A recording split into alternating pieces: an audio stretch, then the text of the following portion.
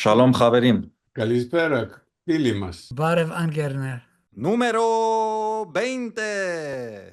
I've been thinking about the Bilbao Museum, the Bilbao Guggenheim. Yes. I was looking at the floor plan yesterday, and it's so incredibly massive. If the Guggenheim Museum of Bilbao was done in the classical style, like a stretched out Villa Rotunda, I realized yesterday that it would be the Albert Speer building because of its scale. If it were to be a human scale piece of architecture, it would have to be 8 Villa Rotundas. I looked at it, I looked at the dimensions, I did the math. It would have to be 8 of them instead of one massive building.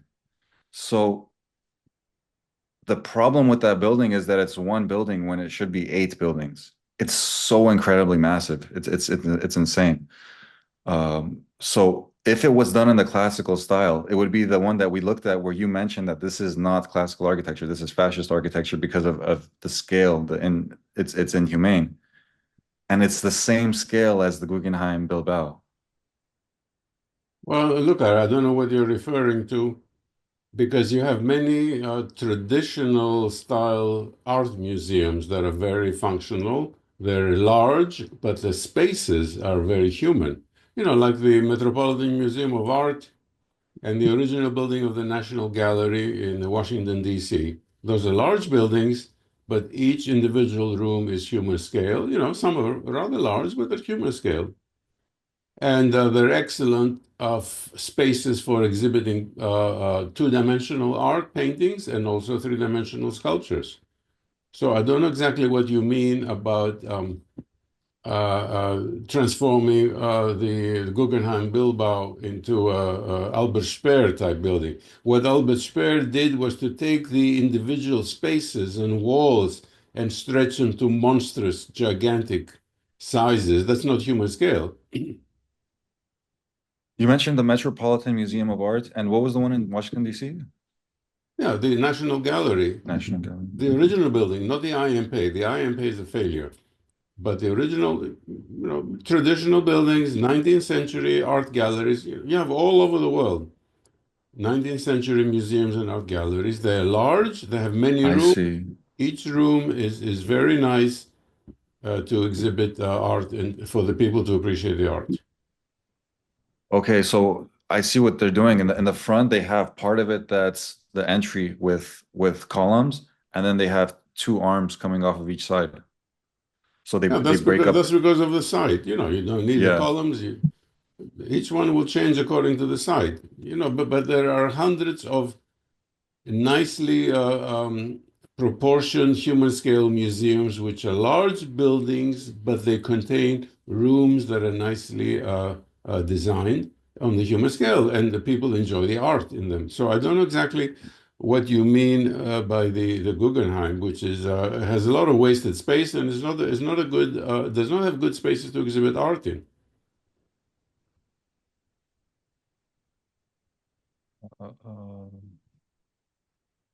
Yeah, let's see. Okay, let's see how many square feet. Guggenheim Bilbao square footage. It's 51,000 square feet. Okay, let's see the Metropolitan Museum of Art. Metropolitan Museum of Art square footage. Oh, what? 2 million square feet? Absolutely. Oh my goodness. Okay, so never mind. It's not the size. No, it's not the size at all. It's the design, it's the organization. There's a lot of wasted space in the Bilbao. And the National Gallery of Art in Washington, D.C. is 3,000. No, be careful, because there are two buildings. The old building is a nice one. The new one by IMP is not nice. It's useless space. Okay, I think this includes both. So I think the statistics that you see include both. But still, even if it includes both, it's way bigger than the Gary building. It's 300,000 square feet, whereas the Gary one is 50,000. So it's even if it includes both, it's 6 times bigger. So yeah, I mean, so yeah, it's not the scale I'm wrong. Look, if you want a dysfunctional museum, look at the Maxxi Museum in Rome by Zaha. it's a building that is very difficult to use to exhibit art. Yeah, I remember looking at this building as an architecture student as a good example. You know what it was? From top view, it looks very interesting.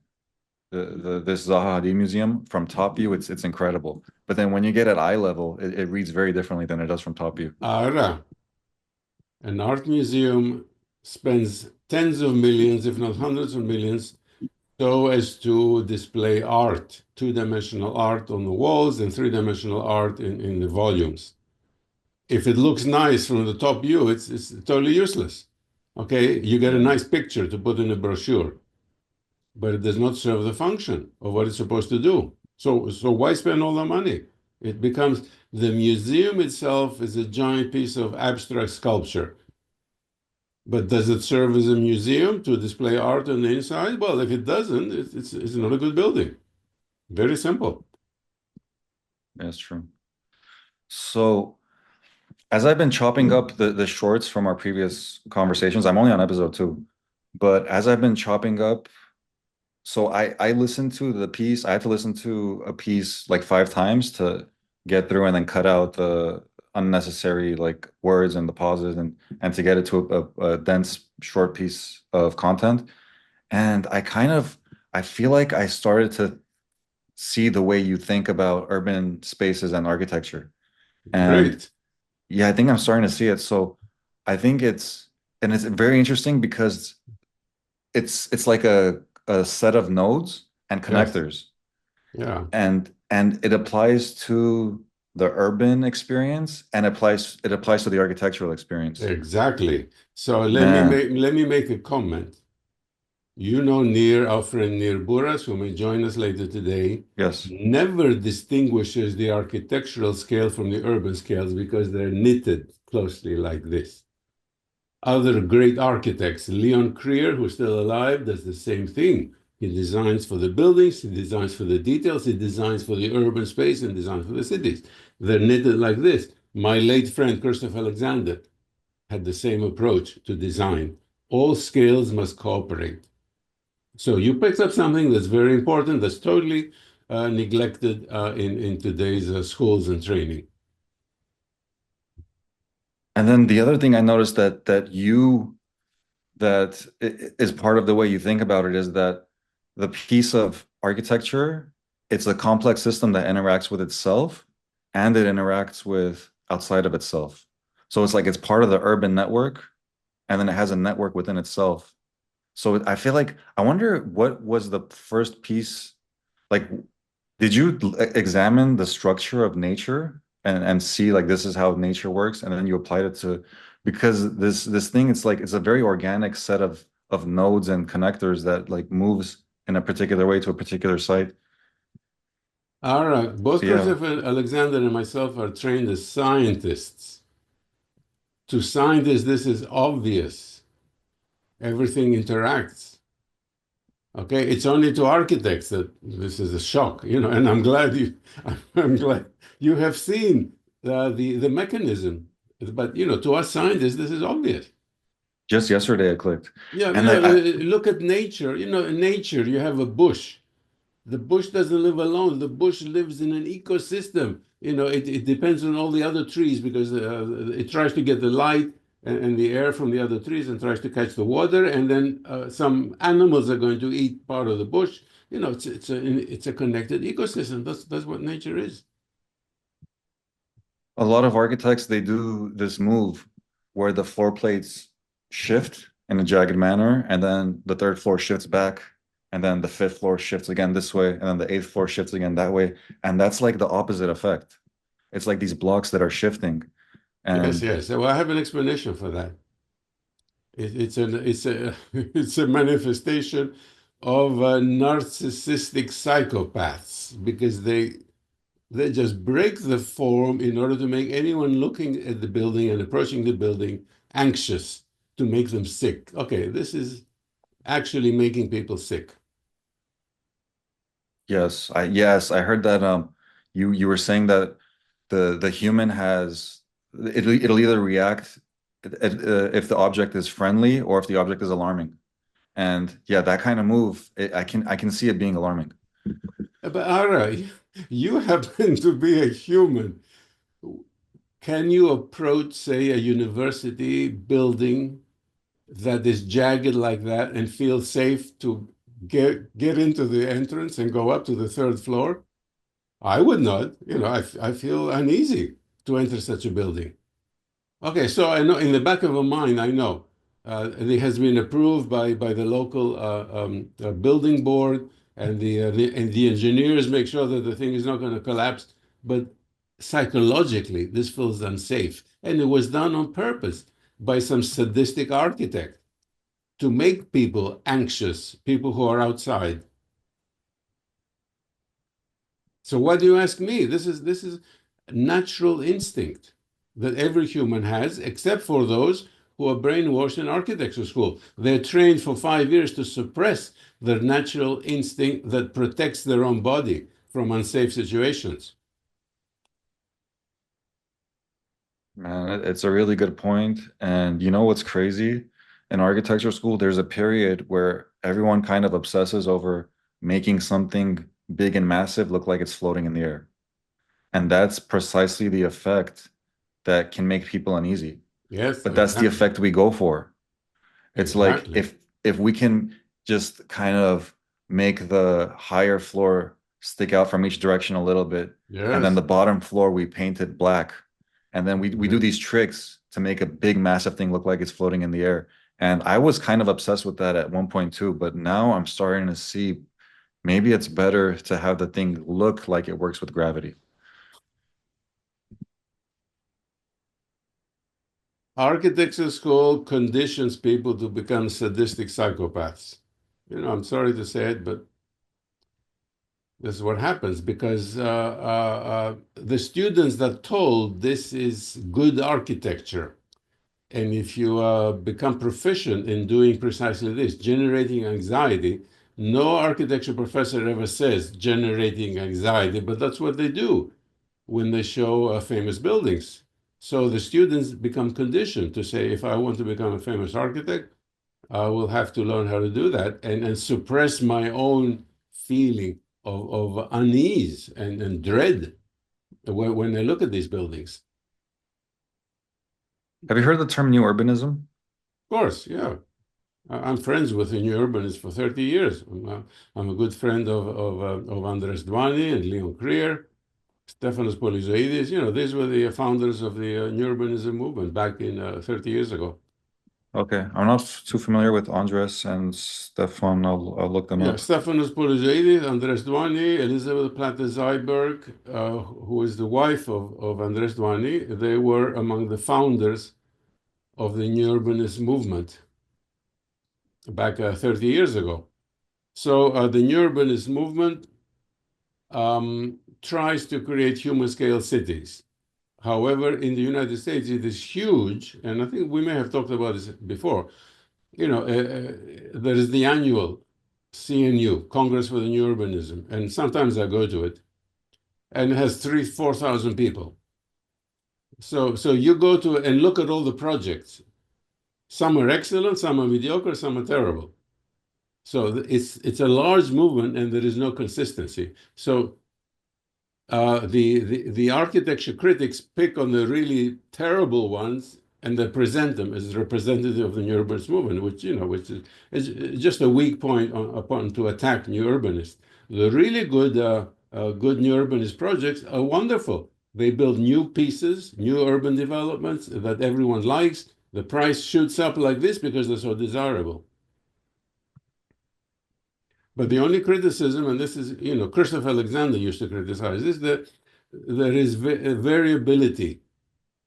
It's not a consistent set of good results.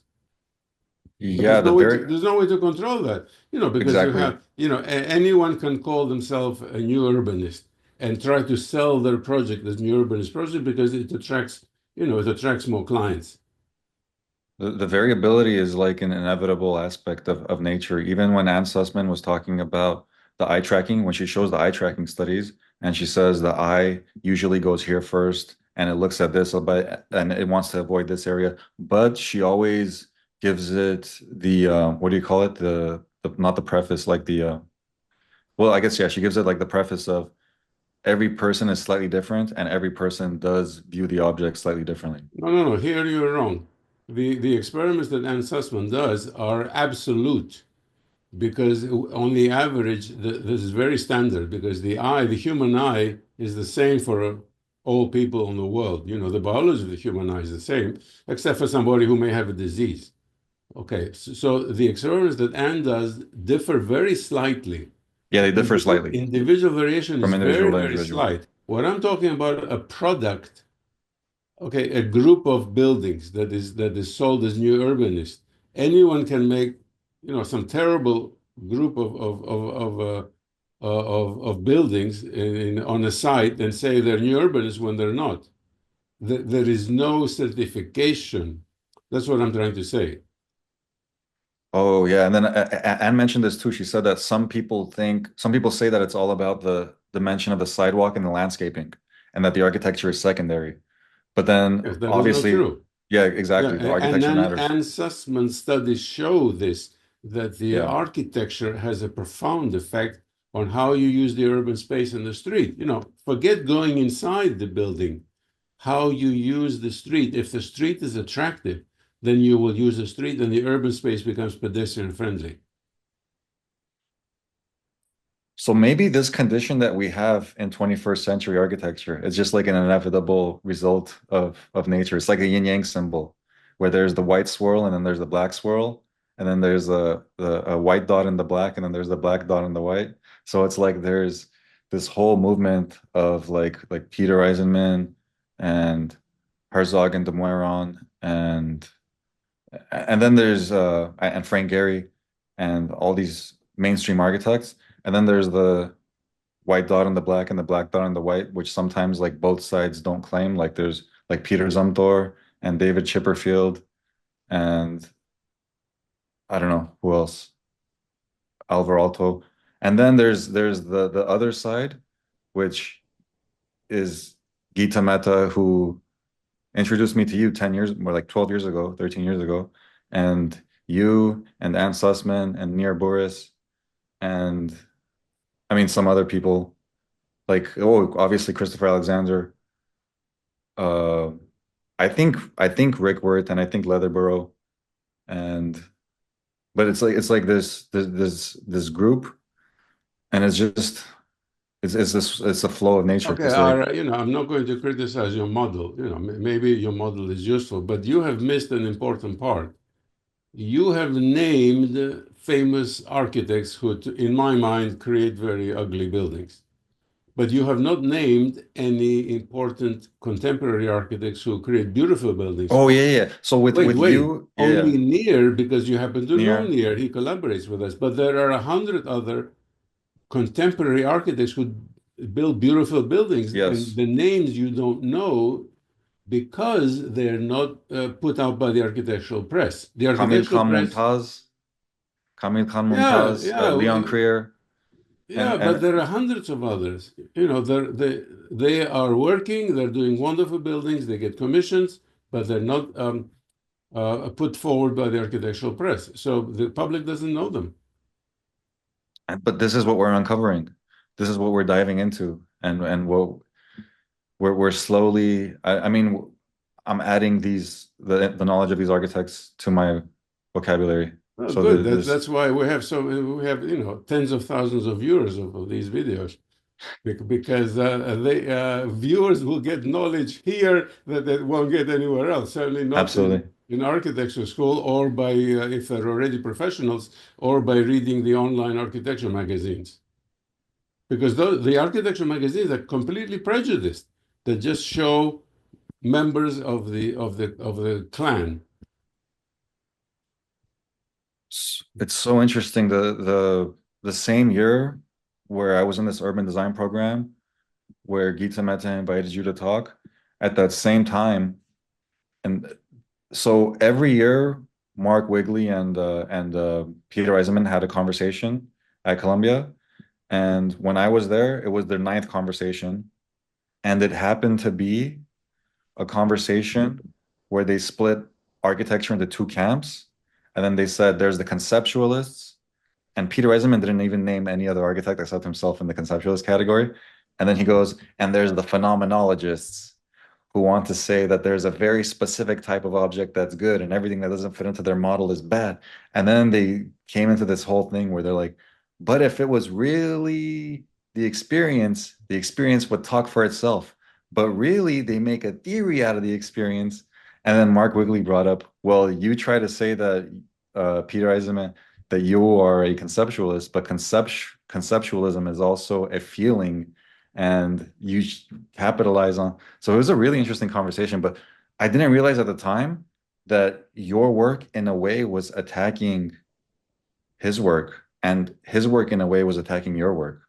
And I didn't realize that until much later, that what Peter Eisenman and Mark Wigley were saying that day was a direct attack against you and Anne and Nir and this whole, like they were saying that when you try to measure the human experience and you bring that into this field, that it's wrong, that it's bad.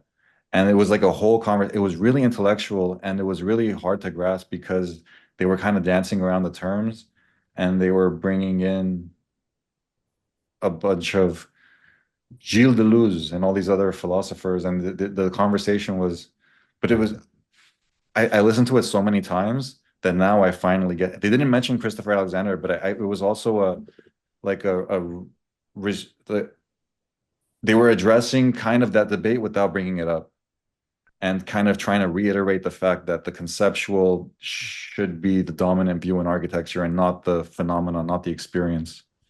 Okay, Ara, I have two responses to that. The first response is that Peter Eisenman is an intelligent man and he has Yeah, done all he can to promote his own work, which I don't like. So whatever he says in his conversations is meant to promote his own work. Okay, so I accept that. I don't like his work, but I see what he's doing. It's to me, it's transparent. I don't put any value in his conversations because it's just self-promotion. The second point that you mentioned that is very important. Okay, we take somebody into a hospital who's fallen on the floor and seems half dead, and then what do? They plug this person with monitors to see what is the heart rate, what is the skin temperature, what is the blood pressure. Okay, they do measurements on how the body is responding, and then you can intervene in order to save the person's life. If you take what Peter Eisenman and Mark Wigley say at face value, namely that you should not measure how the body responds, then that violates all of medicine. It is yeah. absolute nonsense. It's another nonsensical ploy to promote inhuman architecture. And again, there were a good amount of disagreements within them also. Like it seemed like overall they agreed on the point, but then what was crazy was about the second or third time I watched it, I realized he doesn't say it, but you could tell Peter Eisenman does not go on site visits. He never visits the site. And when Mark Wigley would say things like, "I like the site is good. You go to the site, it might reveal some." Peter Eisenman was like he lost it. He's like, my students, we go and see everything but the site. We don't go to the site. We this and then Mark Wigley Okay, was like, let me interrupt you yeah, now. Christopher Alexander goes to the site and walks around for hours, for days. And then he takes his colleagues or his students, or he used to, he's deceased now, with sticks with flags on them. And then they walk around the site and somebody stands here with a flag and they said, this is going to be the main entrance, this is going to be the corner of the building, this is going to be the wall, this is going to be the path. So move a little further, move 3 feet further, come 10 feet forward. Okay, that's exact. Put the flag in the ground. The design can only be made human if you experience it on the ground, because there are millions of factors, the topography, the surrounding buildings, the trees that you're going to save on the site, or existing structures on the site that will determine the optimal position and shape of the building. So any architect who disdains going on the side, this is just perverse. It is making a statement, a position that inevitably will result in a building that's not very good. It will not satisfy the functions. It will not satisfy the human qualities. There are no human qualities in such a building that ignores the site. Because a building that ignores the site also ignores the human being, ignores the human body. Okay, in 5 minutes of our previous conversation now, we have ascertained that these architects totally ignore the human body. They're not creating things for humans. They're creating abstract sculptures that may or may not, they may be neutral or they may be hostile and make you sick. This is not responsible architecture. That's so true. And it's Okay, so and I have a second thing to yeah. say. When you look at the old stories, say, of the Bolshevik party in Russia, they took over and started to massacre hundreds of thousands of people. When you look at, the beginnings, the original Bolsheviks were fighting against each other on doctrinal points. So the fact that they're debating each other doesn't mean they're good people. It doesn't mean that one side is good. Both sides are bad. They just get stuck on details. Man, it's so true. I'm so gonna borrow that and always go to the site and take my human body to the site and see what feels right to this particular site versus the mainstream architectural approach, which we see in all mainstream architecture, where it's a set of diagrams, probably not even ever going to the site. They look at the survey and look at the top view from Google Earth, and they have a set of operations. Oh, we took a big volume, a U shape, we put it here, we mirrored it, we put it on top, and then we turned it the other way, and then we made the third story down. And it's like it's just a series of operations looking at this whole 100,000 square feet from top view, but no one took the physical body to the site and actually examined it being there. Well, that results in inhuman architecture. And when you build a building according to that inhuman approach, then when humans come to use it, they feel alien. They feel anxious. It makes you sick. Yeah, and At best, the best result possible from such an inhuman approach to architecture is to be neutral. You feel like in some warehouse. It's at least it doesn't make you sick. Uh, you can do some minimal functions there. You go to a big box store, you go in, it's rather ugly, but you go in, you buy some bags of potato chips, and then you come out because it's not pleasant. Alexander described this beautifully in his debate with Eisenman, where Eisenman was saying that it's art is subjective. You need to have the artist, you need to have the author. And then Alexander said, just try taking a group of people, 10 people, 20 people to the site and try to imagine the building and try to mock it up. He said, you will find inevitably that the ideas will start to converge. And he Exactly. said, if you have the conversation outside of the site, looking at an aerial view, you'll have 20 different opinions. But if you're on the site and you look at the actual dimensions with your bodies, the ideas will converge, which is, man, that's so insane that there is an objective truth of the structure of how it should be. And humans will agree on it Exactly. when they're Now, there. I have a criticism of you, Ara. You're referring to the Alexander Eisenman debate, which is 1983, if I'm not Yeah, mistaken. I know something like that that. because I edited that for online publication in Catarxis. So I know it inside out. I compared the different versions, and still there's some mistakes. But anyway, Alexander wrote The Nature of War, and in volume 3, which is published in 2003, he outlines in great detail, it's like 500 pages. He outlines in detail how he approaches the site planning. This book is never used in architecture schools. Instead, the poor architecture students know all this garbage about, abstract design just from the Google Earth map. The book exists for 20 years, 2003. Why Wow. aren't architecture professors using that as the standard text in architecture schools? I haven't looked at it either, but I'm going to get The Nature of Order today. And I'm looking at so many new books as a result of these conversations, your books, Nir's book, and books. I'm looking at so many new things, and I'm gonna add the name. I've looked at the pattern language a ton, but never the nature of order. But as of today, it's going to be part of my library also. So here is Nir. Hello, Nir. Hello, hello. Shalom Chaverim. I got Shalom, a new Chaverim. phrase in Hebrew. I learned it from a song. Oh, really? And Yeah. how do you say it in Armenian? Barev Angerner. Barev Angerner. Yes. It means hello, my friends. And in Greek? Kalispera, Pilimas. Kalispera ilimas. Everything sounds better in Greek. You're just a flatterer, Nir. Well, you're in the middle, you just landed in the middle of a heated debate Oh, We of, talked about so many things. yeah, but what we were just discussing is famous architects ignoring the site and Yes. just making an abstract building, designing it, and then plucking it onto the site, and they just don't care about what the site tells you, what's around, how to adapt, even how do you approach the building, how to enter the building. It's just an exercise in abstract sculpture. This is so I told I don't Ara, know why you're so kind.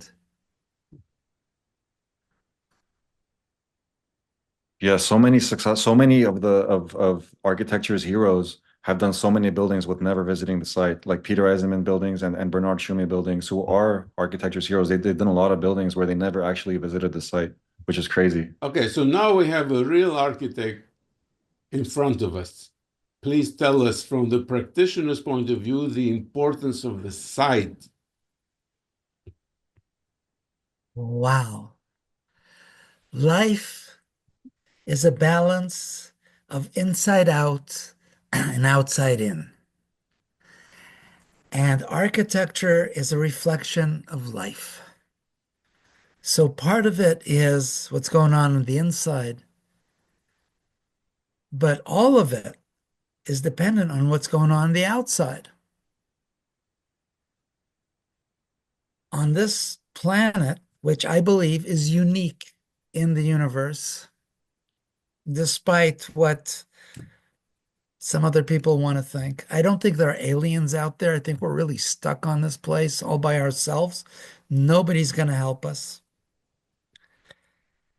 No two places on Earth are the same. It's a fact. Yeah. So you have to take into account whatever is in the place you are making an imposition on. The great Leon Creer says that wherever humans settle, you will find a brown spot. And he's right. At the end of the day, human settlement is an imposition.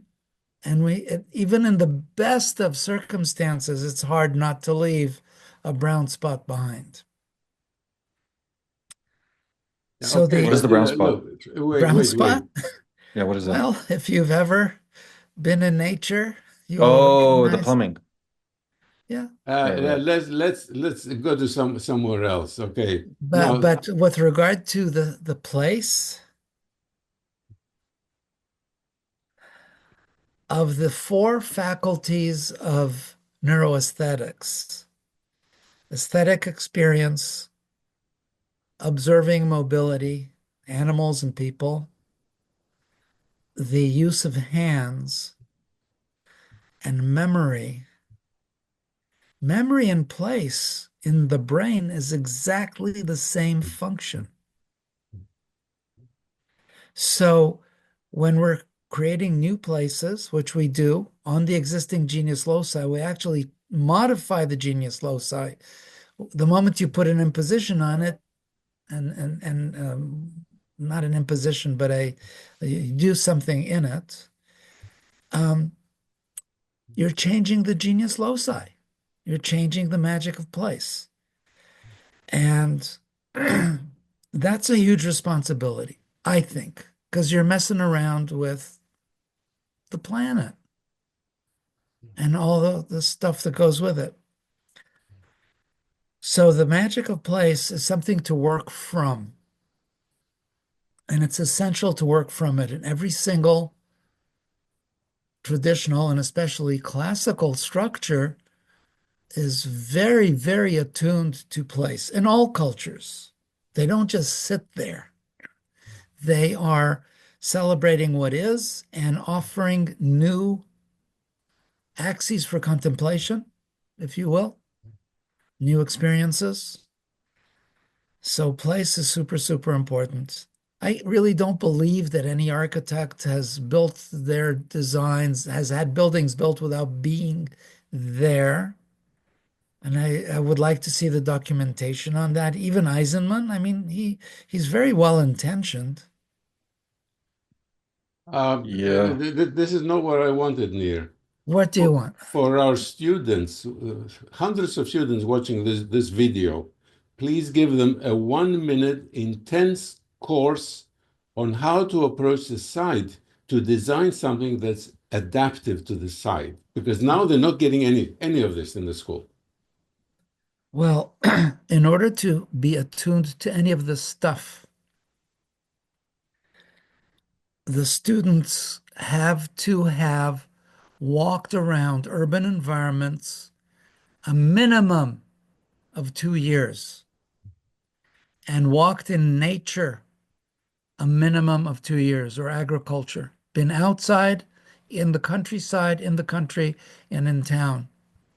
Because if you don't understand sense of place, you'll never get this. You go to the place and you stand, To the actual site. go to the actual site. I had an instructor in my undergrad who told me visit the site and find the best area of the site and don't build there.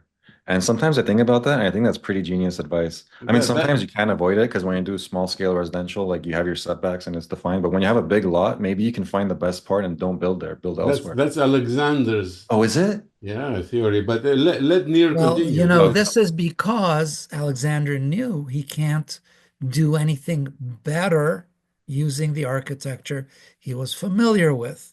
But we do it a little differently. And I want to take a page out of Don Juan and Carlos Castaneda because I was very impacted by that. There is this section in the Don Juan stories where Don Juan, before he lets Castaneda have any drugs, he takes him to the front porch of their house there and he says, "Find your place." And he spent all day and all night looking, crawling, lying down, rolling on the floor, standing, bending over, sitting down, finding his place. And in the end, it was already sunrise. In exhaustion, he crawled into some corner and fell asleep. And Don Juan comes out later in the morning and says, "Ah, I'm so glad you found your place." Every human has a place on earth. Yeah. And that is the intersection of your best precepts and whatever the place has to offer. So I had an experience where I was going to do a relatively small building on 4 acres in Taos, New Mexico, for an art gallery. It's the Bar Ice Modern Art Gallery in Taos, New Mexico. It adjoins Taos Indian property, including the park that has their holy mountain. And it's on the ski road on the other side, and it's 4 acres. 4 acres is a lot of space for a 3,000 square foot or 5,000 square foot structure. Where do you put it? So I went to the place and I walked it. I wasn't looking for the best place. I was looking for the front door. Ah. Where do I want to enter the space? And call that what you will. The difference between the architect who told you that story and me is that I'm an artist and that person likely wasn't. So when you're an artist, you're combining experience in new ways that nobody's ever thought before, even if you're doing something classically. Whatever we do is completely original every single time. So I looked for the front door, but that wasn't enough for me. I brought along a colleague, the esteemed Rena Swenzel, who wrote her master's thesis on Indian sense of place. Now, I had run into Rena in 1976, 7, 8, 1978, when I was touring the West, looking for Pueblo architecture, looking at Pueblo architecture, and then I went into Mexico to study Aztec and Maya. And I found her in Albuquerque. She lived in, well, her book I found in Albuquerque. She lived in Taos. She's passed away recently. And she came from San Carlos, Pueblo, and was trained from age 3 to be a potter. Then she went to college and studied architecture. Then she studied and got a PhD in anthropology. And she was a really great thinker. So she wrote her master's about the Indian sense of place. And what is very interesting about the Indian sense of place, very different from the Western sense of place, is the Indian sense of place doesn't have only north, south, east, west. It has up and down. It has zenith and nadir as well. So when I'm going to the Aztecs to visit the Pyramid of the Sun, and I'm standing on top, and I look around, I see there are mountain peaks that are higher. And I'm on top of this, so there's definitely a vertical axis going down. And of course, there's all the other planar axes. And I am in a three-dimensional world. And for the American Indians, it is a literal three-dimensional world, as explained by Castaneda very well. He was claimed to be a fraud, and I'm sure he was. Nir, how did you design your museum? The So positioning. I felt what was the front door, and I gave a map, a plan of the site, a site plan. I gave a site plan to Rena, and I said, just mark an X where you think the front door ought to be.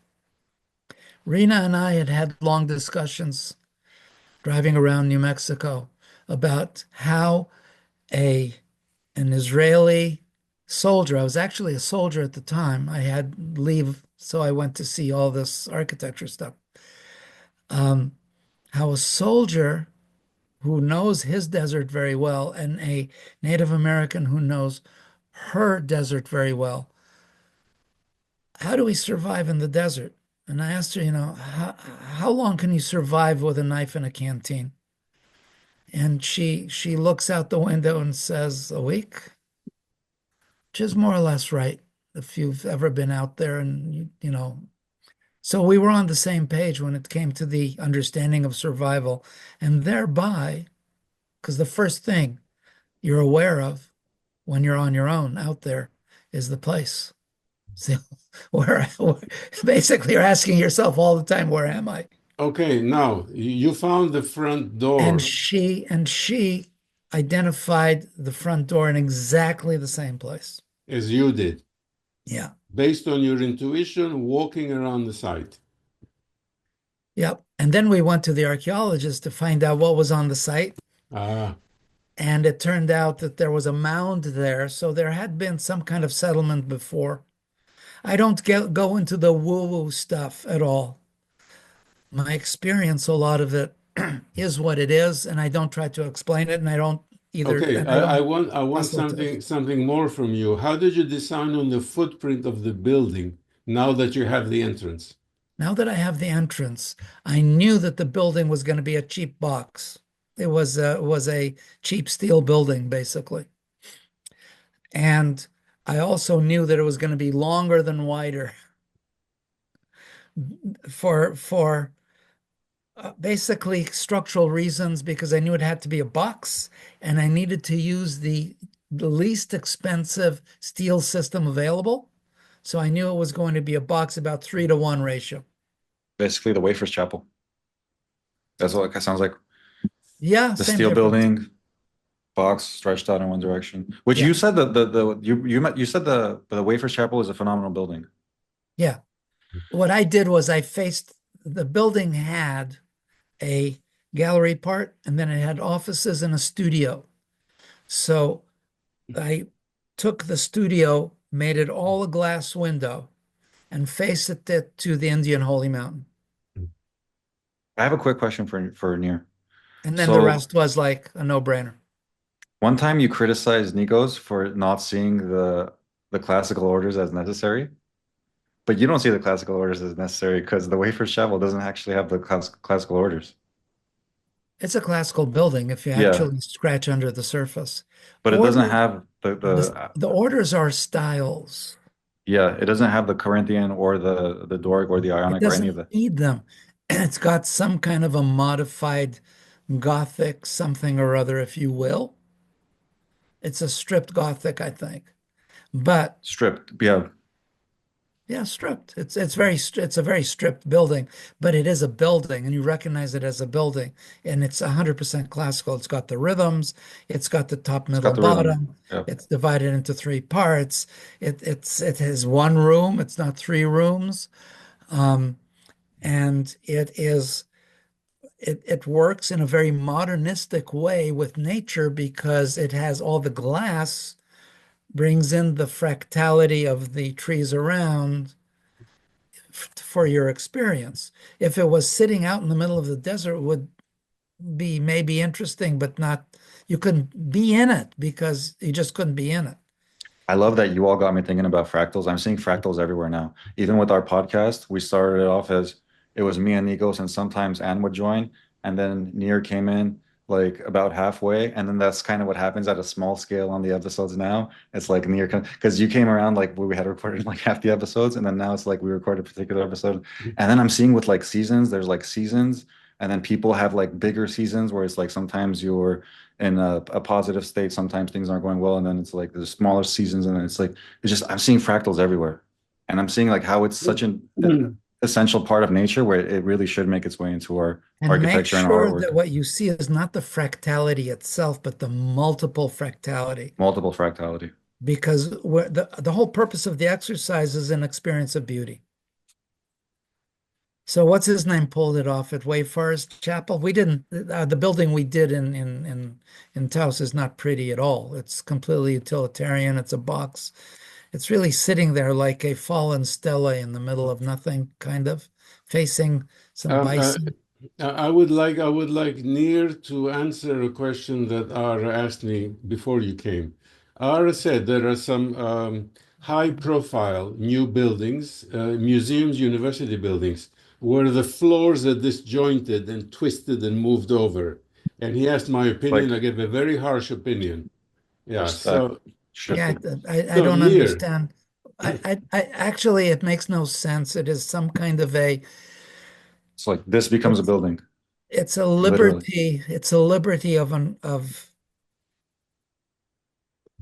it's a liberty of unconscious black bad taste, I think is what it is. yes, but there are two questions. Why do architects do this, and why does the client accept it and Fashion. pay for it? Architects today, people who call themselves architects and are part of the modernist establishment, they are driven entirely by the current fashion. They don't do anything that doesn't follow that fashion explicitly.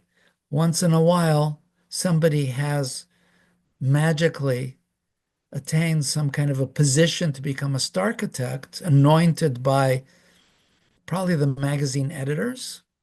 It's the magazine editors who are the real tastemakers, I think. And if somebody comes to them with enough balderdash, literally, that they think is sounds to them sounds intelligent or sounds plausible or whatever their criteria are. It's a funky game, man. It's a really funky game. It makes no sense intellectually, it makes no sense experientially. So it's some kind of an intellectual puzzle. Yes, but Nir, isn't there any conscience behind this that an architect would think, am I really making a nice building? is this Oh building no. Oh no, going to no, no. make people anxious? You're designing for your peers exclusively, and you're trying to work in the style of someone already accepted. You can't do otherwise. And even that is problematic because the teachers are 20, 30, 40 years older than the students. They teach basically what they're trying to build. And usually people try to build their projects from second year design because that's the first time they design something on their own. And they drag it throughout their whole careers. You see that again and again and again. It's amazing. Yes, but Nir, are there no ethics in the profession No, to no, ask? those are the ethics. The ethics are to design within the accepted stylistic norms. That's not an ethical responsibility. There's no responsibility to the people who are going to look at this building and use the No, building. not to the observers, not to the users. There's lip service to the users, the idea of functionalism, but most stuff that is functionalist doesn't work very well and not for a long time. And the most functionalist structures, airports and hospitals, are dysfunctional before they even open. The ethics, the extent of the ethics is hire a structural engineer so the thing doesn't collapse and make sure your architects know how air conditioning and plumbing work and electricity works so the systems work well. But it doesn't really make its way into the site planning and the experience and the No, interior and the you're urban trying to experience. surprise people. This should all become And part of the ethic. It should be. yeah, well, it is what it is. It's shockingly poorly conceived. Okay. So we have our little video podcast here where we criticize this, and we think this is very important. Why does the world, our society, accept this and doesn't say peep about it? I want to share with you something that I heard recently, and we don't get into politics here, but David Brooks, who's a Republican, and he is the conservative, he's a conservative. Let me rephrase that. He's a conservative. And he's the conservative journalist, columnist for the New York Times. And he also appears on NPR, on public TV, PBS. He has an explanation that we, the educated elite, have brought all this upon us. And it's very compelling, including the current administration, all of which are educated elite. Wharton, Yale, Princeton, Harvard, all the people leading the government are educated elite. As was the previous five governments. All of them, all of Yeah, them. yeah. And that this educated elite, we, are some kind of of a a strange beast. And because of the idea of progress that was instilled as part of the educated agenda in the early 20th century, late 19th century, as a, you know, we were all for progress. That seemed to be the right thing. We were going in a universal general direction, regardless of race or nation. Got here thinking we were doing good, but in fact, we destroyed everything we had. The road to hell is paved with good intentions. Yeah, Yeah, but yeah. the architectural and artistic progress we are witnessing today is suicide. It's not progress. Let me ask Nir something I asked Nikos. So, have you heard the term new urbanism? What do you think about new urbanism? I like to say only good things. So I will say that there's a small number of new urbanists who understand how important architecture is in the urban experience. And that does include Andres Duani. Well, Yeah, nice. Nikos That's brought him up, so I have, essentially the same answer I gave. yeah. which was that new urbanist movement is very large and there are many people claiming to do new urbanist projects. They're not very good projects, and some are terrible, but it's not consistent. I think it's really important for us just to say good things Yes. and simply not give attention to that which is not. Well, yeah, there's a variation in every movement. There's all because every individual is an individual, and anytime you have a group made up of multiple individuals, there's going to be variation within it. Yeah, it's No, true. but look, the principles of good architecture are small and well defined. Whether somebody applies the principles of good architecture, they create a different building, but the building is beautiful if they follow principles of human scale architecture. Okay, so it's some new urbanists, the ones that do terrible things, they don't follow any particular set of principles. They just label. They use the label to sell a project, which is not very good. The video you sent me, Nikos, by that guy named Ludwig, he Yeah. said something pretty profound that I think kind of hits the nail on the head, which is Which Ludwig is this? some guy on YouTube. I We're don't, trying to get him to join our little group here. yeah, he's a small YouTuber, but he said something, and I think it's true. He said in classical and traditional, the elevations were the decision-making tool, whereas in modernism, you narrow down the floor plan, you get the floor plan agreed with the client, and everything is a result of the floor plan. Okay, And well, that comes from Le Corbusier. The lunatic Le Corbusier said the plan is the generator.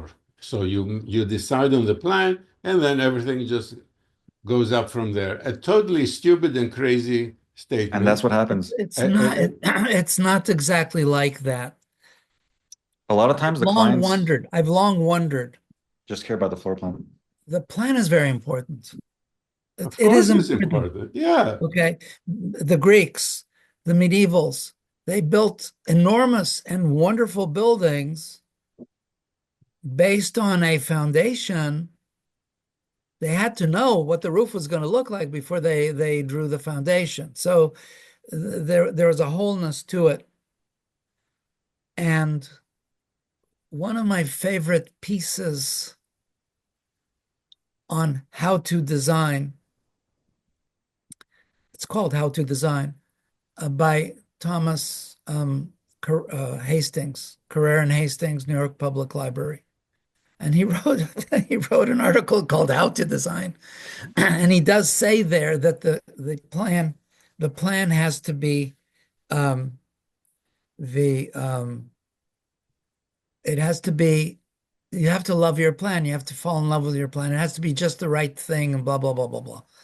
Then when I look at his own work, there are spaces, literally spaces that you can either spend time in, you could live in them, they're big enough, or at least find some space for your body in them that don't make sense to me. Like in the New York Public Library, between the stairs going up and the wall of the stair hall, there's like a foot and a half.